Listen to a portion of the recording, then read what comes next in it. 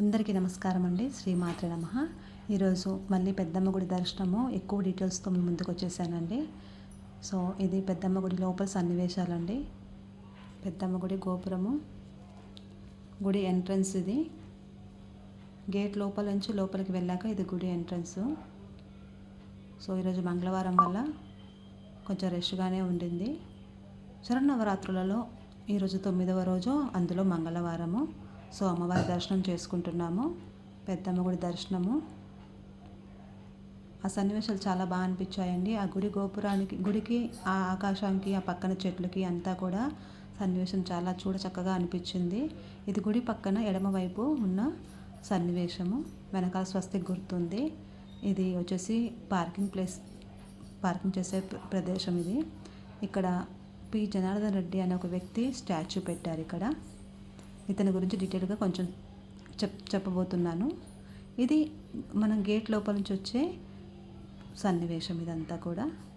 ఇది రౌండ్గా మనకి పెద్దమ్మ గుడి యొక్క సన్నివేశాలు.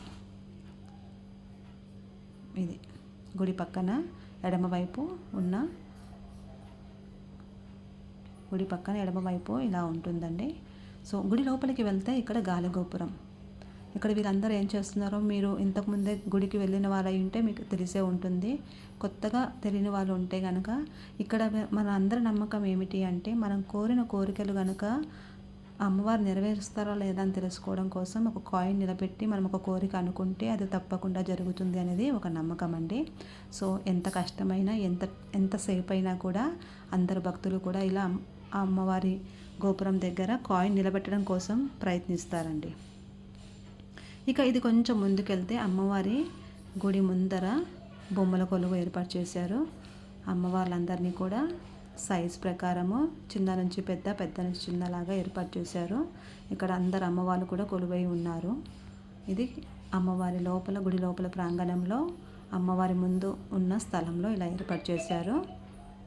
ఇది అమ్మవారి యొక్క గుడి లోపలి ప్రాంగణం అండి. ఇదంతా కూడా అమ్మవారి లోపల ప్రాంగణము. దర్శనం చేసుకునే భక్తులు అలా వెళ్తున్నారు. కొంచెం ముందర ఇది బొమ్మల కొలువు ఇలా ఏర్పాటు చేశారు.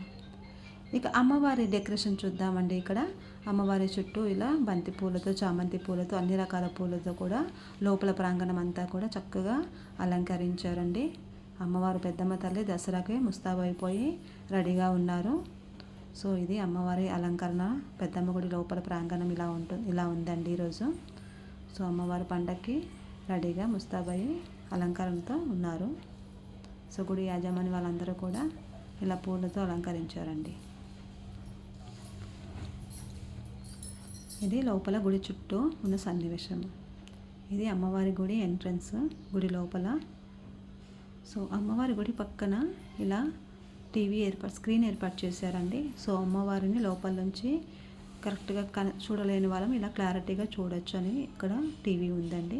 ఇది లైవ్ అమ్మవారి లోపల లైవ్ ఇక్కడ డిస్ప్లే అవుతూ ఉందండి, ఎగ్జాక్ట్గా అమ్మవారి పక్కనే. ఇది ఎడమవైపు అమ్మవారి చిత్రపటం పెట్టి ఇలా పూజకు ఏర్పాటు చేశారండి. ఒక మండపం పెట్టి అమ్మవారి చిత్రపటం పెట్టి పూజలు సపరేట్గా చేస్తున్నారు. ఇది గుడికి ఎడమవైపు అండి. గుడి లోపల సన్నివేశాలు నేను షార్ట్ చేసి మీకు వీడియో పంపిస్తానండి. ఇక్కడ నేను గుడి లోపల సన్నివేశాన్ని పంపించట్లేదు. ఈరోజు అమ్మవారిని దుర్గామాతగా అలంకరించారు. నేను ఇందాక చెప్పినట్టుగా ఇతను శ్రీ పి జనార్దన్ రెడ్డి గారండి. అమ్మవారి గుడిలో ఈయనకేంటి ఇంత స్థానము అని అనుకోవచ్చండి. మీకు తెలియకపోవచ్చు, ఇతను పి జనార్దన్ రెడ్డి గారు ఒకప్పటి నాయకుడు అండి. ఇతనే ఈ పెద్దమ్మ గుడికి అసలు యాజమాన్యస్తుడు. ఇతను ఇప్పుడు స్వర్గస్థుడయ్యాడు. సో ఇప్పుడు ఇతని వారసులు ఈ గుడి యాజమాన్యాన్ని కంటిన్యూ చేసుకుంటున్నారండి. అందుకే ఇతనికి ఇక్కడ ఎంత వాల్యూ అన్నమాట. సో మనం గుడి నుంచి గేట్ లోపల నుంచి ముందుకు నడుచుకుంటూ వెళ్తే అమ్మవారి అలంకారాలన్నీ కూడా ఇలా ఉన్నాయి. ఫస్ట్ బాల త్రిపుర సుందరి అలంకారము, సెకండ్ వచ్చేసి శ్రీ గాయత్రి దేవి అలంకరణ దర్శనము. అంటే అమ్మవారి దర్శనాలన్నీ కూడా ఇక్కడ డిస్ప్లే చేశారండి. వీటిని లైటింగ్తో ఏర్పాటు చేశారు. మూడవది గజలక్ష్మీదేవి అలంకారము. మీరు కనుక నా వీడియోస్ చూస్తే నేను ప్రతిరోజు ఈ అలంకారాలన్నీ కూడా పోస్ట్ చేశానండి. మీరు ఒకసారి నా లింక్ సబ్స్క్రైబ్ చేసి చూస్తే ఈ అలంకారాలన్నీ కూడా ఇక్కడ అన్నపూర్ణాదేవి అండి, అయ్యవారికి వడ్డిస్తుంది. అన్నపూర్ణాదేవిగా ఉన్నారు అయ్యవారితో. సో నా ఛానల్ లైక్ చేసి సబ్స్క్రైబ్ చేసుకొని ఉంటే కనుక తప్పకుండా ఈ వీడియోలన్నీ కూడా, ఈ నిజ స్వరూపాలన్నీ కూడా మీకు ఉంటుంది. ఇక్కడ శ్రీ లలితాదేవిగా, ఇంకొంచెం ముందుకెళ్తే అమ్మవారు శ్రీ రాజరాజేశ్వరి దేవి అలంకారం దర్శనం ఇది. సో ఈ చిత్రపటాలన్నీ కూడా ఇక్కడ మనకు గేట్ నుంచి లోపలికి వచ్చే వైపు ఇలా అలంకరించి డిస్ప్లే చేశారండి. ఇక్కడ అమ్మవారిని శ్రీ స్కందమాతగా అలంకరణగా పెట్టారు. ఇక్కడ ఇంకొంచెం ముందుకెళ్తే అమ్మవారు శ్రీ సరస్వతీదేవి అలంకారం దర్శనంగా ఉన్నారు. ఇక్కడ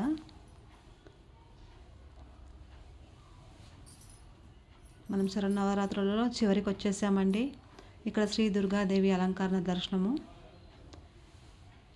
ఇంకా కొంచెం ముందుకెళ్తే అమ్మవారి యొక్క మహిషాసురమర్దిని యొక్క అలంకార దర్శనం ఇది. ఇదంతా కూడా పెద్దమ్మ తల్లి అవతారాలు, దర్శనాలు, అలంకారాలు, చిత్రపటాలు ఇక్కడ ఇలా డిస్ప్లే చేశారు.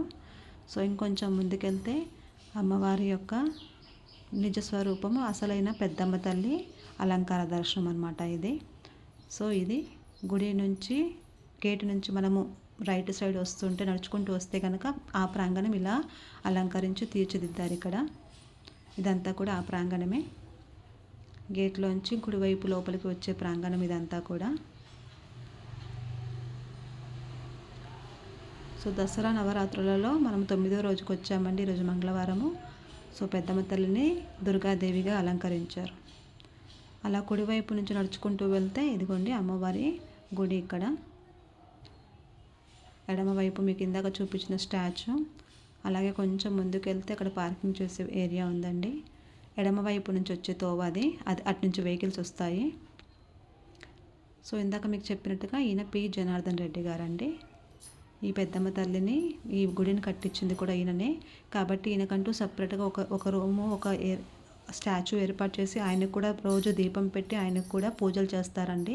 ఇక్కడే కాదు, ఈయన స్టాచ్యూ లోపల ప్రసాదాలు ఇచ్చే కౌంటింగ్ దగ్గర కూడా ఉందండి. ఇక్కడ కొబ్బరికాయలు కొట్టు ప్రదేశం అండి.